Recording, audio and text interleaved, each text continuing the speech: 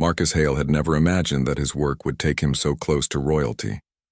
He was an engineer, not a soldier, not a diplomat. He had come to this alien world, Lyran, because humans were new to the stars and eager to prove they could build, repair, and help. The Queen of the Lyran people had agreed to a human exchange program, and Marcus was chosen to join. He thought he would spend quiet days fixing machines, checking energy lines, and learning about alien tools. He never thought he would meet the Queen's daughter, and he never thought he would risk his life for her. The day started as any other. The royal convoy had come to watch the progress of a great energy scaffold that was being raised outside the palace walls. The scaffold would feed power into the city's shield dome, a giant glowing curtain that kept storms and cosmic radiation away. Marcus was walking along the scaffold, making checks with his scanner. His job was small compared to the grand project, but he felt proud to be part of something so important. The Queen and her daughter had come with guards and advisors to see the work. From where Marcus stood, he could see the young princess, Elira. She was small, with bright eyes and the silver-blue skin of her people. She wore a flowing gown and held a cluster of glowing stones in her hands, a toy that seemed to shine whenever she laughed. She was only a child, curious and restless. She walked close to the scaffold, looking up at the tall metal beams that reached into the sky. Marcus noticed her wandering. He wanted to call out, but he was only a guest here. The guards watched her too, but none moved, because in their culture, children of the royal line were allowed to explore without being stopped. To intervene without permission was seen as an insult to the family's pride. Marcus did not fully understand these customs, but he felt uneasy. The scaffold was still under construction and parts of it were unstable. Then it happened. A warning sound shrieked through Marcus's scanner. The metal beam above the princess shifted, groaning under its own weight. Something in the power joints had failed. The beam was going to fall. For a heartbeat, everything slowed. Marcus looked at the child standing right under the danger. He looked at the guards frozen in place, waiting for orders. He looked at the Queen, her face pale, her lips parting in horror. Marcus did not think. He moved. He ran faster than he ever thought possible. His boots struck the ground hard. The beam cracked loose above. He lunged forward and threw himself around the princess. She gasped in surprise as his arms wrapped her small body. He bent low, covering her with his own frame, pressing her head against his chest. A thunderous crash followed as the beam smashed down, dust and sparks flying around them. The ground shook. Sharp fragments rained down, some striking Marcus's back. Pain burned across his shoulders, but he held the child tight, shielding her completely. Silence followed, broken only by the child's trembling breath. Slowly, Marcus raised his head. The beam lay broken beside them, close enough that if he had been a step slower, both he and the princess would have been crushed. The guards finally rushed forward, pulling the wreckage aside, their faces filled with shock. The Queen herself ran to her daughter, her long gown trailing behind her. Her hand shook as she reached out, but the child was safe, held in Marcus's arms. Princess Elira looked up at him with wide, wet eyes. She whispered, "You saved me." Marcus let out a shaky laugh. "Of course. You're all right now." The guards pulled the beam completely away, and Marcus gently lifted Elira to her mother. The Queen gathered her daughter close, pressing her face into the child's hair. She whispered words in her native tongue, words of relief and love. Then she turned her gaze to Marcus. The Queen's eyes were bright, almost glowing, but her expression was hard to read. There was gratitude, but also confusion, even suspicion. She stared at the human who had thrown himself in front of danger for her child. Around them, advisors whispered to one another. The guards exchanged uneasy glances. None of them could understand why Marcus had done what he did. Among the Lyran people, survival was the highest value. They believed that each life must preserve itself above all. To give up safety for another, especially one not of your blood, was unthinkable.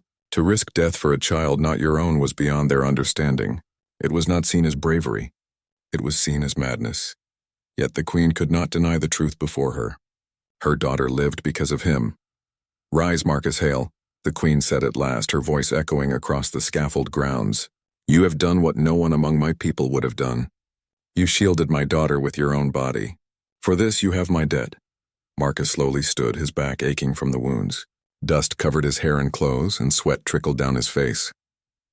He nodded respectfully, unsure what else to do. He did not think of it as something special. To him it was natural. A child had been in danger and he had acted. That was all. But the way the queen and her court stared at him made him feel like he had broken some unseen rule. The queen lifted her daughter higher, then looked back at Marcus. "You will not return to your quarters. You will remain in my palace. From this day, you are bound to the royal court. I will not let the one who saved my daughter walk away." Marcus blinked in surprise. "Your Majesty, I was only doing what anyone would—" "No," she interrupted firmly. "Not anyone. Not my guards, not my advisors, not even my kin. Only you." Her gaze softened slightly as she looked at her daughter, who clutched Marcus's sleeve as if unwilling to let go. "You will stay. My command is law." The advisors murmured louder, some protesting, some nodding in agreement. The guards looked uncertain. But no one dared challenge the queen's order. Marcus realized in that moment that his life had just changed. He was no longer just an engineer working on energy lines. He had stepped into something far larger, a bond with the royal family, a place in their world that he had not asked for. As the queen's entourage moved back toward the palace, Marcus followed, still dazed. The child walked beside him, holding his hand tightly. She looked up at him with a small smile, as if she already trusted him completely. Marcus felt a weight in his chest, not from fear but from responsibility. He had saved her once. Now he would have to live with what that meant. Behind them, the broken scaffold lay in ruins, silent witness to the moment everything had changed. Marcus Hale had lived in strange places before. As a human engineer working in alien colonies, he had stayed in outposts where the air smelled of metal, where the sun was green, where nights lasted longer than days. But nothing compared to the palace of the Lyran Queen. The walls glowed with soft blue light, the floors were polished crystal, and great windows opened toward the city below. Servants moved silently, their long robes trailing like mist. Every hall felt too grand for him, too heavy with meaning. He had been brought here after the accident at the scaffold. The queen's words still rang in his ears. "You will stay. My command is law." Marcus had not argued further. To resist a queen, in her own court, in her own world, would have been foolish. Now he walked as an honored guest, though it felt more like a prisoner's walk because everyone stared at him with unreadable eyes. Princess Elira was always nearby. The child clung to him as though he were her guardian. When servants tried to lead her away, she refused, pulling at Marcus's sleeve until he followed. The queen allowed it, and so Marcus found himself walking beside the royal child who smiled at him with the bright innocence of youth. She did not see the whispers around them, but Marcus did. At the first dinner in the great hall, he saw it clearly. The queen sat on a high throne, her daughter at her side, and Marcus placed at a long table of advisors and lords. Bowls of glowing fruits and silver dishes of steaming roots were placed before them, but Marcus could barely taste the food. All around him, whispers floated like insects. Why would he do such a thing? He risked his life without gain. It makes no sense. Humans are reckless. Perhaps it was a trick. Marcus kept his eyes down. He had expected gratitude, perhaps warmth. But instead he felt suspicion. In Lyran culture, acts of self-risk were unheard of unless there was something to win, a reward, an oath, or blood duty. To save another's child without reason was beyond them. The queen raised her hand for silence. "My daughter lives because of this man. That alone is enough. You will treat him with respect." The hall grew quiet, but Marcus could feel their stares still pressing on him. He spoke softly. "Your Majesty, I never wanted to cause unrest. I only saw danger and acted. Among my people it is common to protect others even if they are strangers. It is what we do." A noble across the table, tall and severe, leaned forward. "You speak of humans as if they are different from all others. But how can one risk his own life for no gain? To us that is not noble, it is foolishness." Marcus met his eyes. "Perhaps. But where I come from, we see it differently. Life is not only about self-preservation. Sometimes we act because we cannot bear to do nothing. A child in danger, how could I walk away?" The noble scoffed, but the queen watched Marcus with sharp interest. Princess Elira tugged at his sleeve again and whispered, "That is why you are good." Her voice was small, but the hall heard it, and a ripple went through the room. Later, when the feast ended, Marcus was led to chambers prepared for him. The room was grand, soft beds, walls of woven light, a fountain trickling in the corner. But Marcus sat on the edge of the bed with a heavy heart. He had saved a life, yet he felt alone, surrounded by suspicion. The days that followed were no easier. In the palace corridors, servants bowed but whispered after he passed. Guards stood stiff when he approached, their eyes narrowed. Advisors avoided his gaze but watched him closely. It was as if they expected him to reveal some hidden plan. Only the princess was warm. She followed him everywhere, asking questions about Earth, about humans, about why he had leapt in front of the falling beam. Marcus tried to explain in simple words. On Earth, when someone is in danger, we help if we can. We may not think of gain or loss. We simply act because it feels right. The child tilted her head. Feels right? Yes, Marcus said gently. Like when you see someone hurt and you want to comfort them. Or when someone is cold and you want to give them your cloak. It is not for reward. It is because our hearts guide us. Elira smiled and nodded, though he was not sure she fully understood. Yet she repeated his words often, whispering them like secrets to herself. Because it feels right.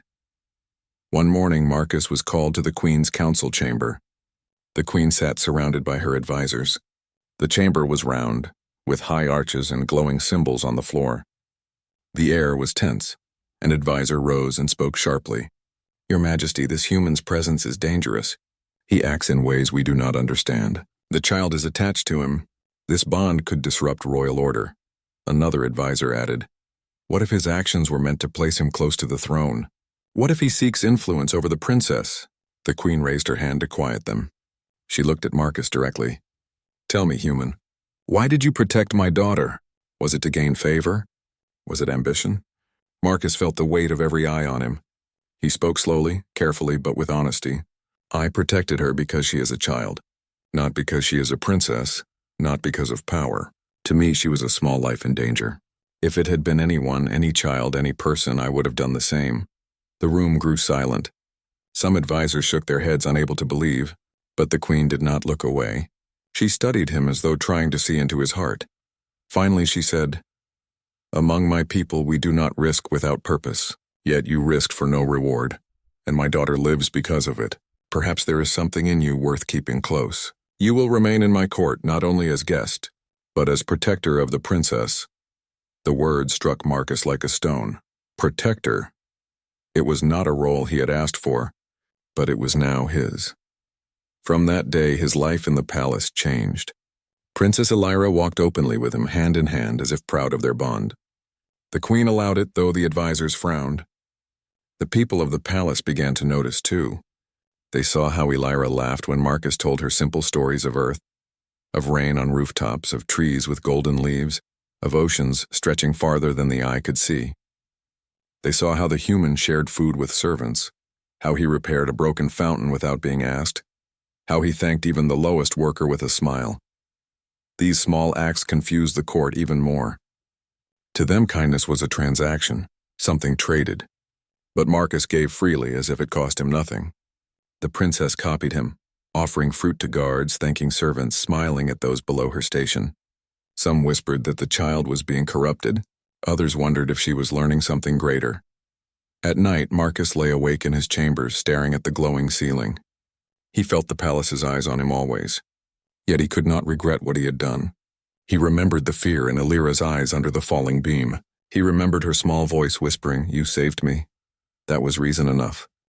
Life in the Queen's palace slowly began to change for Marcus Hale. At first he had felt like an outsider, surrounded by suspicion and cold stares.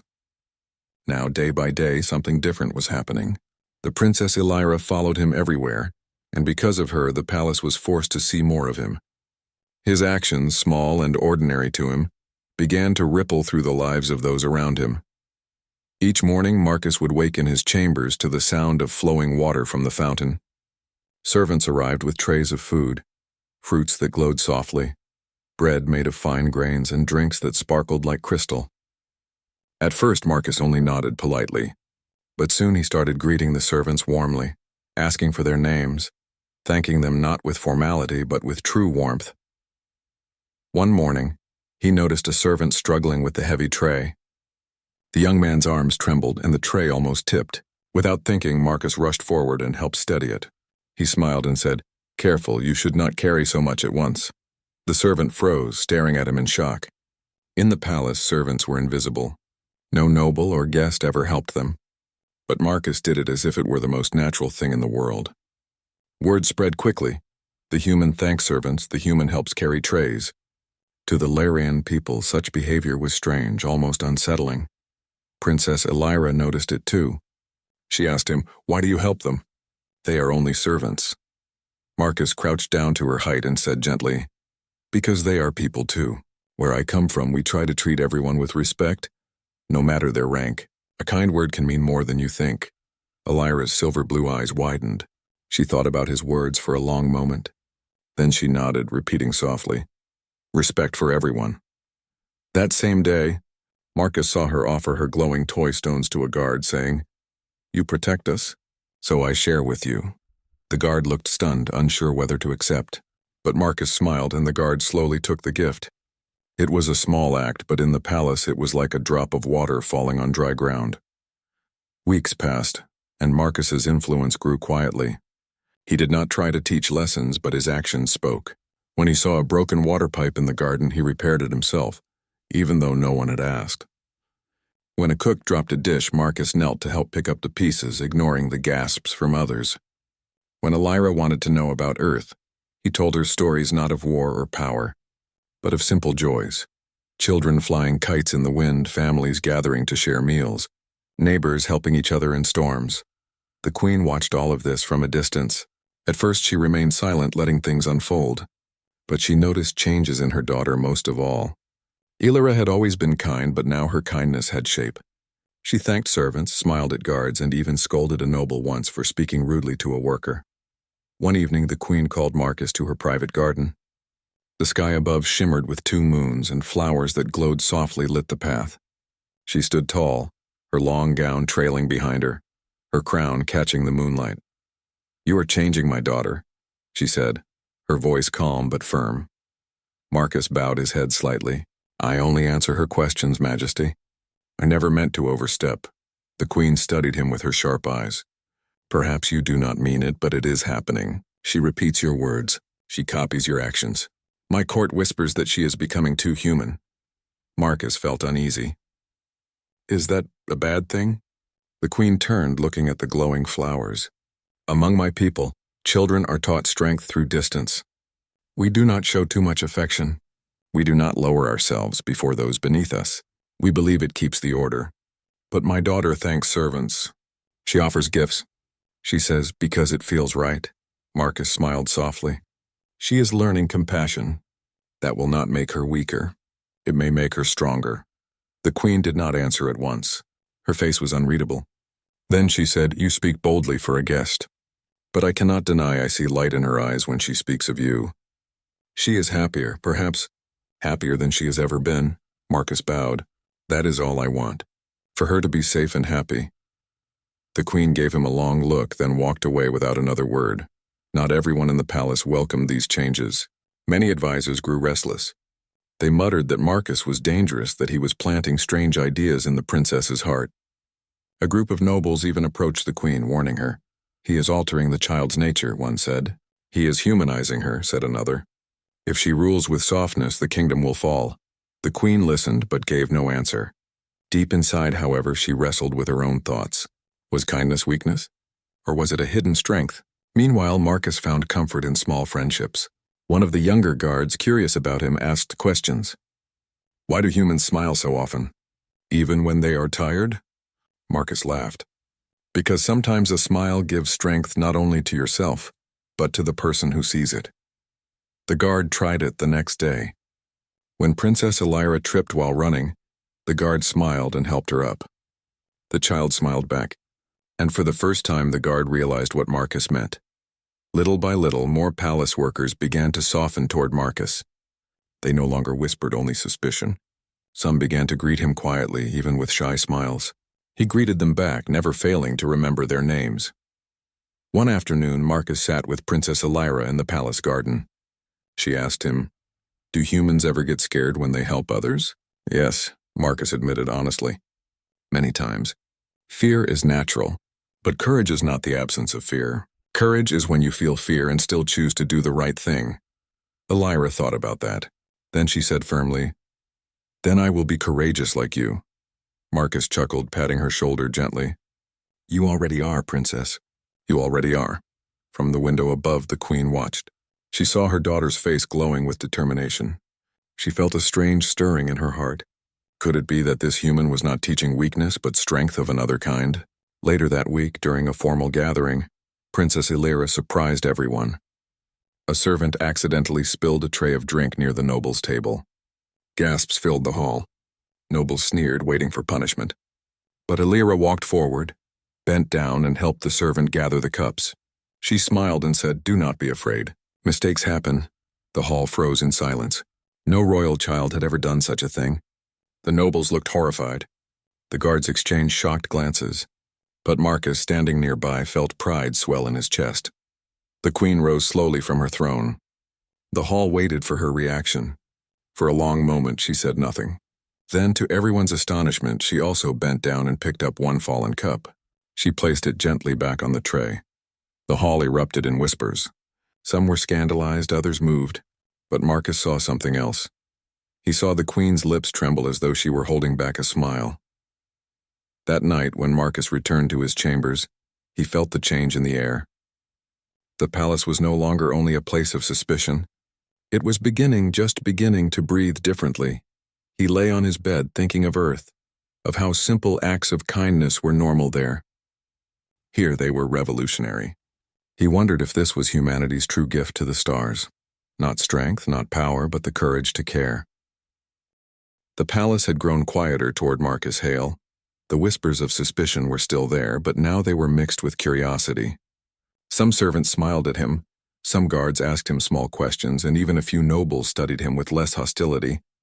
The queen herself did not speak much to him, but Marcus could feel her watchful eyes whenever he was near her daughter. Princess Illyra, however, never left his side. She trusted him fully. She laughed at his stories, copied his gestures, and repeated his words. Many in the court disapproved, but the queen allowed it. Marcus began to believe he might find some peace here, though he always knew he was still an outsider. He was learning the Lyran ways, their customs and laws, but he was not one of them. Still, he carried himself with quiet dignity, hoping that little by little he could show them the value of kindness. But peace never lasted long. One afternoon, the palace was shaken by a deep rumble. Marcus had been in the garden with Princess Illyra, showing her how to fold a paper bird from thin parchment. She clapped with delight when the wings fluttered. But then the ground trembled, and a strange alarm echoed through the halls. Guards rushed past, their faces pale. "What is happening?" Marcus asked one. The guard hesitated. "The energy core, something is wrong. It is unstable." He ran on without more words. Marcus felt his stomach tighten. He had studied the energy system since arriving. The palace had a great power core beneath it, a glowing heart that fed light and energy to the entire city. If it failed, the palace would not only lose power, it could explode. The queen appeared quickly, surrounded by her advisors. They spoke in hurried tones, their voices sharp with fear. Marcus listened as best he could. The core's balance was failing. Engineers tried to control it, but the readings showed danger. "Seal the lower levels," one advisor said. "Evacuate the palace," another urged. "Save the queen and her child," cried a guard. Everyone spoke at once. Everyone thought of escape. Marcus felt a cold realization. They were thinking only of themselves. They would abandon the workers below. They would abandon the servants, the cooks, the guards trapped near the core. They wanted only to protect the royal family. Princess Illyra tugged at his sleeve, frightened. "Marcus, what is wrong?" He knelt to her. "Something is broken, little one. But don't be afraid. We will help." Then Marcus stood and faced the queen. "Your Majesty, the people in the lower levels must be evacuated. If the core overloads, they will die first. We cannot leave them." The advisors stared at him. One snapped, "This is not your concern, human." "You do not command here," Marcus stood firm. "I do not command, but I know what is right. If you value only the royals, you will lose more than lives, you will lose trust. A queen must save her people, not just herself." The queen's face was unreadable, but her eyes glimmered with conflict. Before she could answer, another tremor shook the palace. A deep hum rose from the floors, the sound of energy straining. Marcus made his choice. "I am going down, fool," one advisor shouted. "You will die." "Then I will die trying," Marcus said simply. He turned to Princess Illyra, who looked at him with wide eyes. "Stay with your mother. I will come back. Without waiting for permission, Marcus ran toward the lower levels. The corridors were filled with smoke and flashing lights. Workers shouted, some trying to flee, others frozen in fear. Marcus's engineering training came alive. He grabbed one worker by the shoulders. Which section is worst? The stabilizers. The worker gasped. They are failing. If they break, the core collapses. Marcus nodded and pushed forward. He found the stabilizer chamber glowing with red warning lights. Heat pressed against his skin and sparks flew from broken wires. Two young engineers stood frozen, unsure what to do. Move, Marcus barked, his voice steady. He pushed through the heat and began working with his bare hands. He twisted levers, reset switches, and shouted instructions.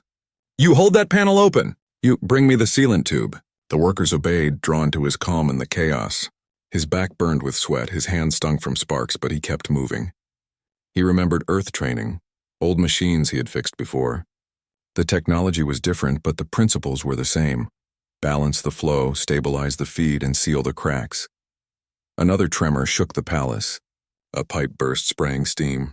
Marcus shielded one worker with his body, taking the burn on his arm. The worker stared at him in shock. Go, Marcus shouted.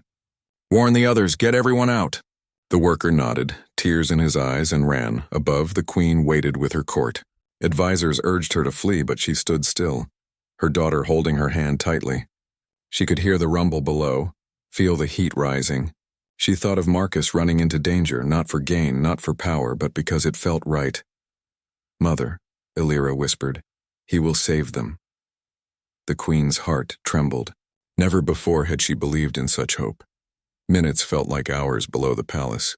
Marcus fought with the stabilizer, his muscles straining. At last, with one final pull, the system hissed and locked. The humming of the core slowed. The red lights dimmed to yellow, then green. The pressure eased. The palace stopped trembling. Marcus collapsed against the wall, coughing. His clothes were scorched, his arm burned, but he was alive. Workers cheered, some crying, others staring at him as if seeing him for the first time. You saved us, one whispered. Marcus shook his head weakly. We saved each other. When he returned to the upper levels, covered in soot and sweat, the court gasped. Princess Illyra broke free from her mother and ran to him, hugging his leg. You came back. Marcus smiled tiredly, patting her hair. I told you I would. The queen stepped forward, her advisors silent behind her. She looked at Marcus for a long moment, her face unreadable. Then slowly, she bowed her head. Not deeply, but enough to send a shock through the court. A queen bowing to a human? You risked your life again, she said softly. Not for yourself, not for me, but for my people. They live because of you. Marcus shook his head. They live because they helped too. I only reminded them what they could do. The queen studied him with eyes full of questions. Why? Why do you throw yourself into danger for others even when you may die? Marcus looked around at the palace, at the workers who had followed him, at the guards who now stared with new respect. Then he met the queen's gaze. Because a life is worth saving, always. If I can help, I will. That is what it means to be human. The hall was silent. Even the advisors, once sharp with suspicion, could not speak. They had seen his actions. They had seen his courage. The queen slowly placed her hand on her daughter's shoulder.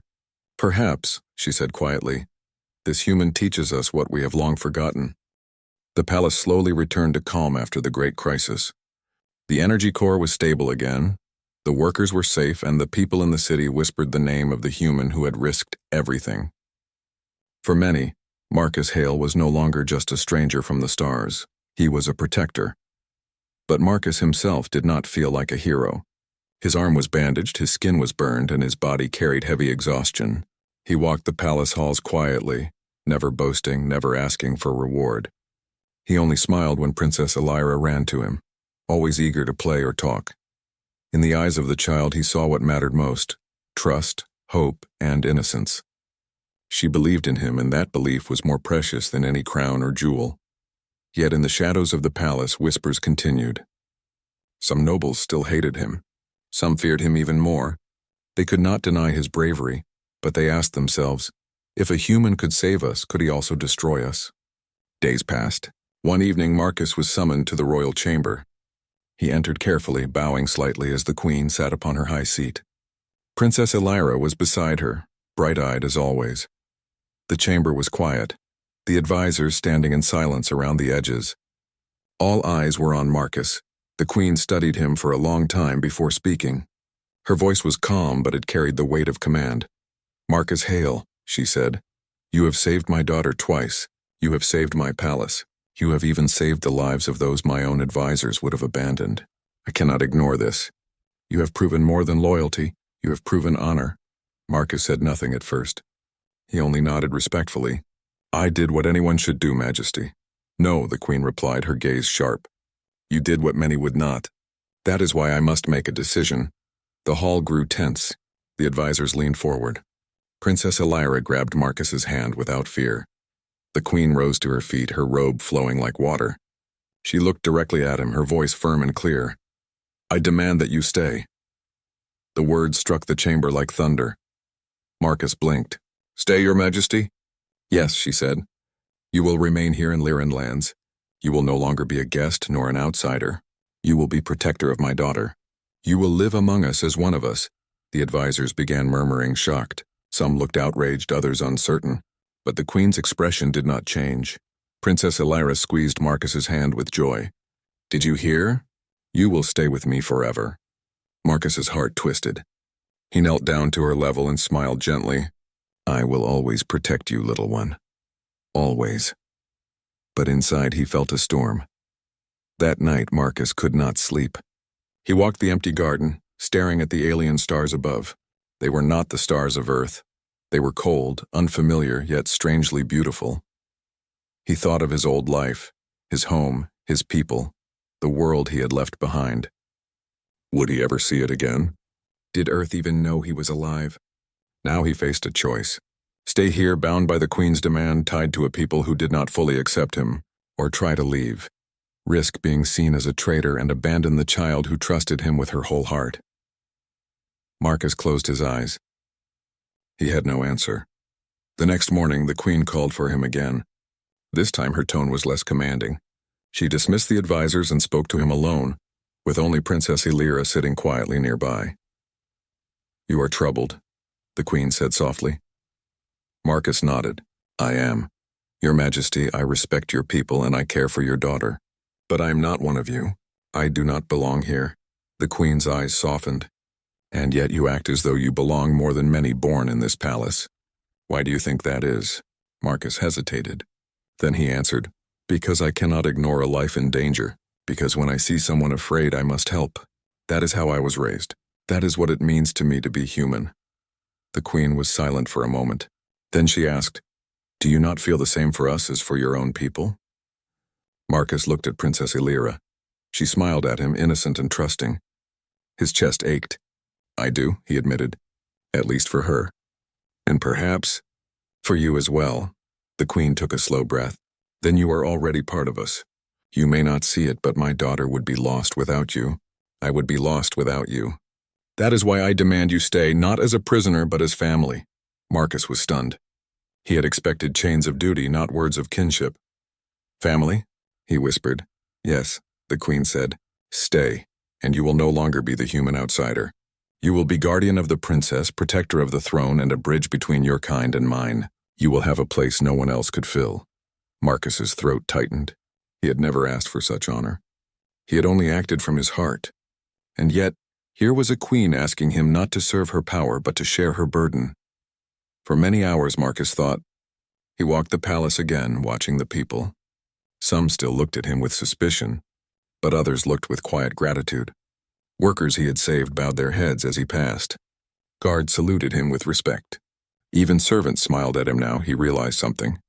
Earth might never know his story. His own people might never hear of his deeds. But here in this strange land, his choices mattered. His actions had changed lives. At last, he returned to the Queen. The throne room was filled again. Advisors waited, guards stood tall, and Princess Elira sat with nervous hope. Marcus entered slowly. The Queen rose, her face calm but expectant. "Well?" she asked. Marcus bowed his head. "Your Majesty, I cannot deny what is true.